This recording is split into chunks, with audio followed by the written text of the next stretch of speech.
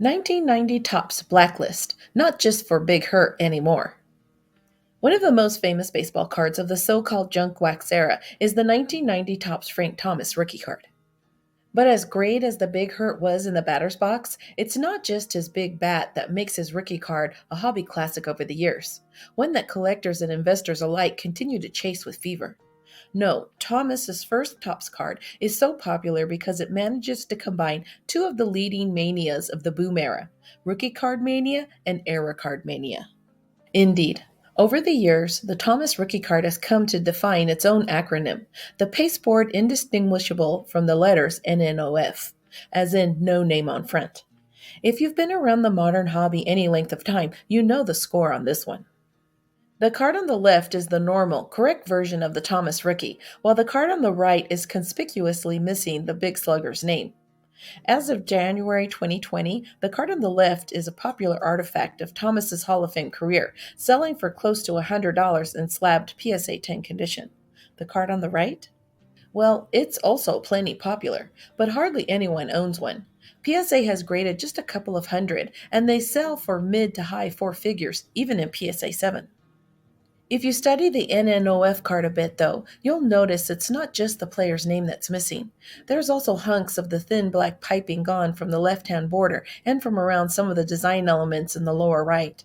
Suddenly, what looks like someone just forgetting to type Thomas's name into the text box takes on more of a quality control type feel.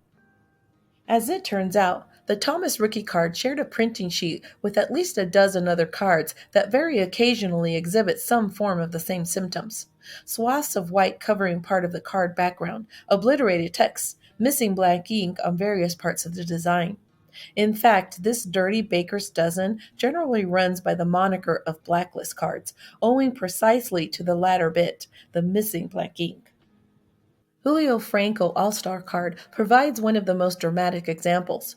On the right is the normal, correct card. On the left is the blacklist version, missing piping and a massive sunbeam sneaking in behind Franco's back on the upper left. There are several theories about what's happening here, but they generally come down to the idea that something was wrong during the printing process for this particular sheet. Something was dirty or missing or something.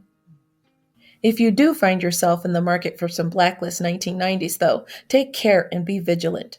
Some sellers commandeer the Blacklist label for various printing defects that really don't fit the bill, and at least some of the Thomas rookie cards have been subject to counterfeit copies. Focusing on graded copies can help reduce this risk, as one of the understated advantages of slabbed copies is that they've been scrutinized by industry professionals who generally know how to spot a fake. You should also be aware that legit cards won't come cheaply, no matter who the player is. Indeed, these 1990 Topps errors just might dump your bank account into blacklist territory, where all the ink is red. WaxPackGods.